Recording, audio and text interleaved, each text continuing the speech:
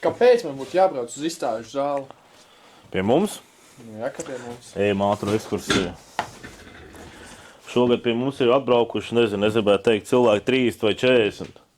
Nu, šeit tiešām ir ko redzēt. Es ieteiktu atbraukt un pārliecināties.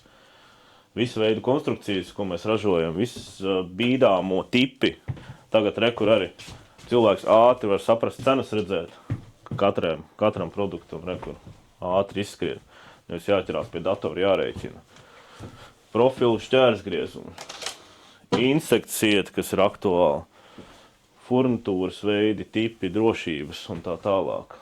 Nu, ļoti daudz ko var redzēt. Montāžas situācijas. Jā, attiecīgi kādas skrūvas, ko vajag izmantot. Nu, es teiktu, ka ļoti, ļoti daudz te pārsātināti. Nebojās iet. Te pārsātināti, ko redzēt. Tā kā jā, braucat pie mums darba dienās. Un Kāds ir darba laiks? no 8 līdz 5 vēlams. Brīvdienās, ja strādāju. Iepriekš vienojoties. Bet varam. Net stikli kādu smuki.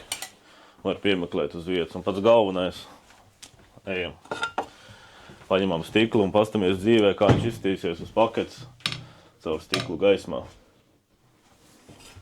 Jā. Nu, uzreiz cilvēks var saprast, kas viņam patīk, kas nē. Ko vajag, ko nevajag likt. Braucam. Mēs jūs gaidām ciemos.